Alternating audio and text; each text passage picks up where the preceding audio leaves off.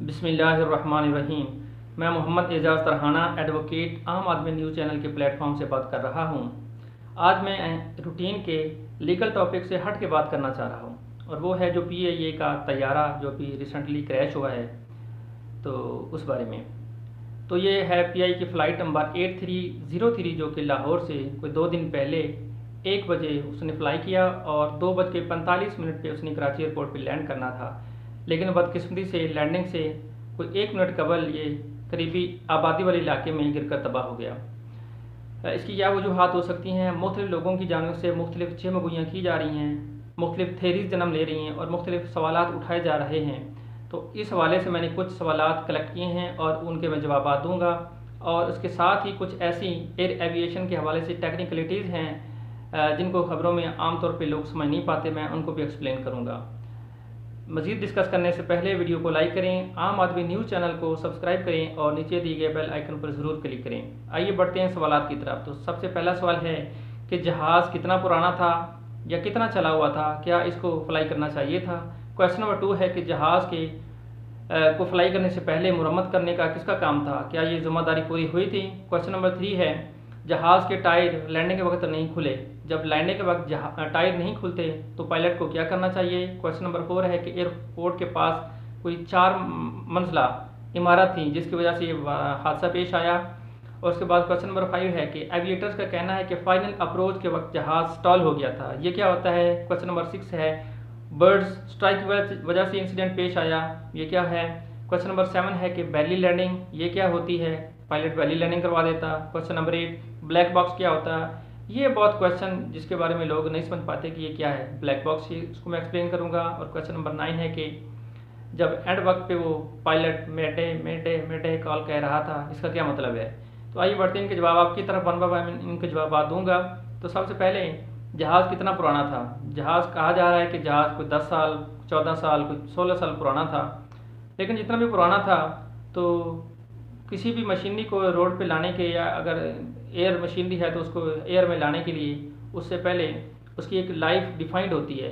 Even के ना कि सिर्फ पूरी एज ए होल मशीनरी की, बल्कि उसके ईच एंड एवरी जो कंपोनेंट्स होते हैं उनकी भी लाइफ डिफाइंड होती है। अगर उनकी लाइफ अगर बाकी है तो तब ही उनको फंक्शन के काबिल लाया जाता है, अदरवाइज उसको रोड पे या एयर में नहीं लाया जाता। तो उसके बाद क्वेश्चन नंबर 2 है कि जहाज़ को उड़ाने से पहले मुरम्मत की जिम्मेदारी किसकी थी। तो डेफिनेटली जो प्लानिंग एयरप्लेन कंपनी होती है या एयरलाइन की जो टीम होती है, ख़ासतौर पर उसकी इंजीनियरिंग टीम है, उसकी जिम्मेदारी होती है कि जहाज़ को फ्लाई करने से पहले उसकी तमाम जो टेक्निकलिटीज़ हैं उनको फाइंड आउट करें। अगर कोई उसमें फ़नी ख़राबी है तो उस मुतल्लिका अथॉरिटीज़ को बताएं, उसको बर वक्त उसका अजाला किया जाए। उसके बाद जो पाकिस्तान का civil aviation airworthiness department होता है, उसको वो चेक करता है, और उसके बाद के रेगुलर पीरियडिक चेक्स भी होते रहते हैं ताकि अगर कोई फ़नी ख़राबी हो तो उनको दूर किया जा सके और किसी हादसे का सबब ना बन सके। उसके बाद कि जहाज़ के टायर नहीं खुले। हाँ, तो ये बिल्कुल देखने में आ रहा है, लेकिन फाइनल इसका पता तभी चलेगा जब ब्लैक बॉक्स से इसकी वो इन्फॉर्मेशन आएगी। तो देखने में तो आ रहा है कि जब टायर नहीं खुले, तो अगर टायर खुले भी हैं तो बर वक्त क्यों नहीं खुले। सुना है कि वो एक दफ़ा उसने लैंडिंग करने की कोशिश की है तो टायर नहीं खुले, तो फिर उसको वो हवा में ले गया है, तो सेकंड टाइम उसको खुले हैं, तो ये क्या माजरा है। और अगर टायर नहीं खुलते तो फिर पायलट के पास क्या ऑप्शन होता है कि वो करे।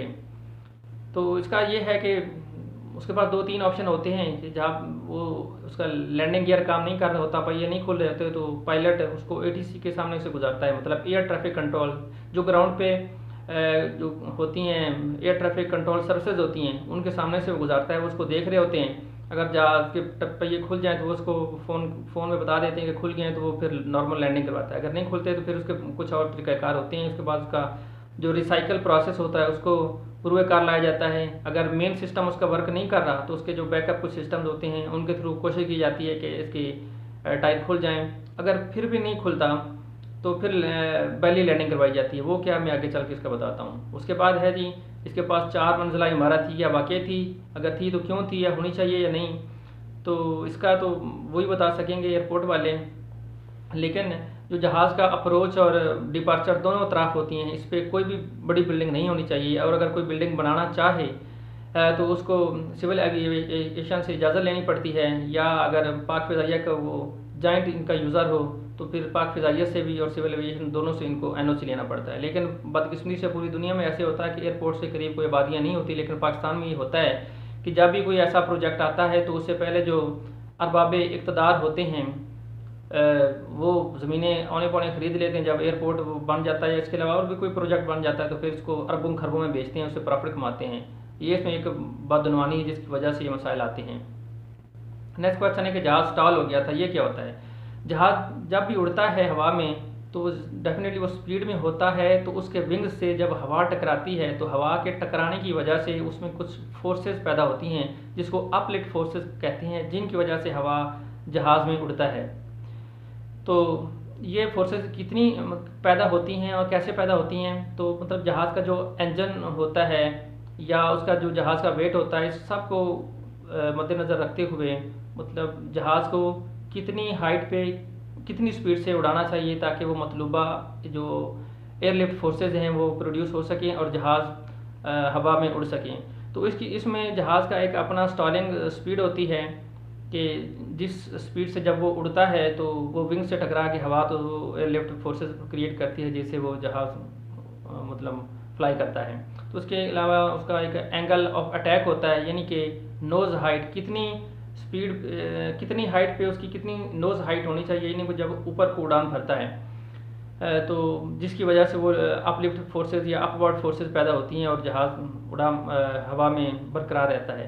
और अगर वो उसकी मतलूबा वो एनर्जी या अपलिफ्ट फोर्सेस या लिफ्ट फोर्सेस वो पैदा ना हो सके, इट मीन्स कि जो उसकी स्टॉलिंग स्पीड होती है जहाज़ की स्पीड उससे अगर कम हो जाए तो वो मतलूबा फोर्सेस पैदा नहीं कर पाता, जिसकी वजह से वो जहाज़ स्टॉल हो जाता है। तो नेक्स्ट क्वेश्चन है कि बर्ड स्ट्राइक।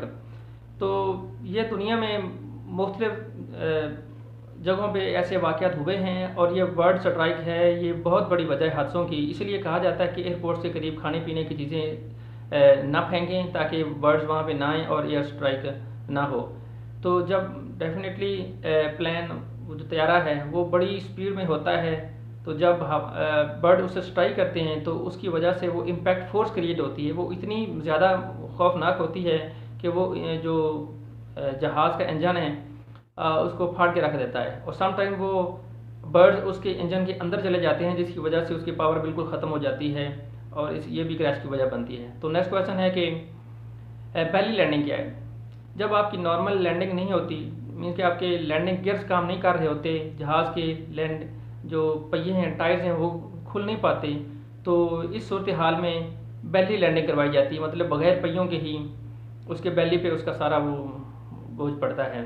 तो इस सूरत में क्या मेजर्स होने चाहिए या होते हैं या आया कि इस वाक़े में इन मेजर्स को अपनाया गया या नहीं, ये प्रिकॉशंस लिए गए या नहीं? तो इस सूरत में जो रनवे उसको फॉर्म भी करना पड़ता है, अब इन्होंने फॉर्म किया या नहीं किया, या उसका जो एयर पायलट है उसको हवा में ही उसका फ्यूल बर्न कर देता है ताकि जब उसकी बेली लैंडिंग हो तो उसका जो क्रैश का चांस है वो मिनिमम हो। तो और मेरी इसमें राय ये है कि जहाँ ये सीमेंटेड होता है रनवे, तो इसके साथ एक जैसे कि क्रिकेट की पिच होती है ना, इस जो कच्ची मिट्टी से उसका एक रनवे होना चाहिए जहाँ पे बेली लैंडिंग करवाई जाए ताकि ये क्रैश के चांसेस मिनिमम हों। उसके बाद है कि ब्लैक बॉक्स क्या होता है? जब जहाज़ फ्लाइट भरता है और जब लैंड करता है तो इस दौरान में तो वो मतलब वो ये इसको कह लें कि डाटा रिकॉर्डर होता है। ये मतलब फ़्लाइट डाटा रिकॉर्डर होता है, मतलब जो भी वो मतलब किस वक्त में जहाज़ कितनी स्पीड पे था, कितनी हाइट पे था, या पायलट की जो गुफ्तगू होती है या पायलट की जो कम्युनिकेशन होती है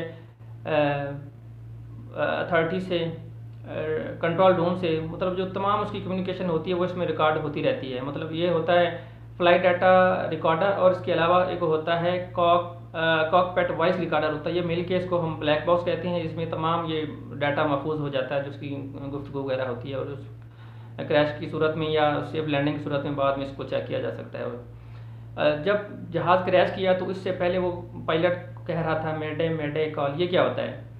तो ये जब कोई इमरजेंसी सूरत हाल होती है या कोई जहाज़ मतलब अल्लाह ना करे क्रैश होता है या उसमें कोई फ़नी ख़राबी आ जाती है जिसकी वजह से जहाज़ आउट ऑफ कंट्रोल हो जाता है, तो इस सूरत हाल में जो पायलट है वो मैडे मैडे मैडे कॉल के 3 बार ये दोहराता है, तो इसका मुतलका अथॉरिटीज़ को पता चल जाता है कि जहाज़ में कोई फ़नी ख़राबी है या कोई ख़तरा है। तो इस सूरत में हाल में रनवे बिल्कुल वो खाली कर दिया जाता है। बाकी जितनी भी फ़्लाइट्स, अगर 100 फ़्लाइट्स भी हों तो इसको सबसे प्रायोरिटी दी जाती है और रनवे जो बाकी सारी सर्विसेज हैं वो अवेल कर दी जाती हैं। फायर ब्रिगेड्स वगैरह रेडी होती हैं, एम्बुलेंसेज वगैरह, ताकि अल्लाह ना करे किसी भी वो क्रैश की सूरत में हाल में उस पर काबू पाया जा सके। तो ये है मतलब टेक्निकल जो वजूहात हैं, और इसके अलावा कुछ और वजूहात भी सामने आई हैं कि जब जहाज़ वो पायलट ने हवा में परमिशन मांगी है, कंट्रोल रूम से रब्ता किया कि मैं लैंडिंग करवाना चाहता हूं, तो उसको बताया जाता है कि आप तब वो 5 नॉटिकल माइल्स पे था, तो उसको बताया जाता है कि आपकी हाइट बहुत ज़्यादा है। उसकी हाइट उस वक्त तकरीबन 3000 से 3500 फुट पर थी, जबकि ये इसकी हाइट 5 नॉटिकल माइल्स पे इससे हाफ होनी चाहिए थी। तो उसको रोका जाता है, लेकिन वो कहता है कि मैं इसको कंट्रोल कर लूँगा। लेकिन जब वो अचानक उसकी हाइट कम करता है, उसकी डेफिनेटली स्पीड भी ज़्यादा थी, हाइट भी ज़्यादा थी, जब उसको हंगामी बुनियादों पे कम करता है तो फिर आउट ऑफ कंट्रोल हो जाता है, उसके वो लैंडिंग गियर्स काम करना छोड़ जाते हैं और पहिए नहीं खुल पाते थे, जिसकी वजह से ये हादसा पेश आया। जब इसको आप नॉर्मल तरीके से नॉर्मल लैंडिंग करते हैं तो उसमें जहाज़ में कुछ रनवे पर कुछ सेंसर्स होते हैं, मतलब इसको 3-4 उसके वो होते हैं, इसको कह लें कि आप लैंडिंग गेट्स होते हैं जिनको फॉलो करते हुए लैंडिंग करवाता है। अगर वो प्रॉपर लैंडिंग हो रही हो तो ये सेंसर काम करते हैं और चीज़ें खुदकार तरीके से होती हैं, और जब हंगामी बुनियादों पर लैंडिंग करती है तो ये बात दफ़ा काम नहीं करते, जिसकी वजह से ये क्रैश की सूरत हाल पेश आती है। उसके बाद कुछ मालूमात ये भी आई हैं कि वो जो पायलट था वो तो रोज़ा था। अमूमन ये होता है कि रोज़े की हालत में फ्लाई करने की इजाज़त नहीं दी जाती। तो इसके अलावा ये भी वजूहात सामने आ रही हैं कि वो 5 दिन से मुतवातर वो फ्लाई कर रहा था, जबकि उसने प्रॉपर रेस्ट नहीं की, उसकी पूरी नींद नहीं हुई, या पहले भी इसकी शिकायत आई थी कि वो मंथली 150 घंटा से ज़्यादा, मतलब जो एवरेज फ़्लाइट थी उसकी नॉर्मल वो वर्किंग आवर्स थे उससे वो 150 घंटा से ये ज़्यादा फ्लाई करता था।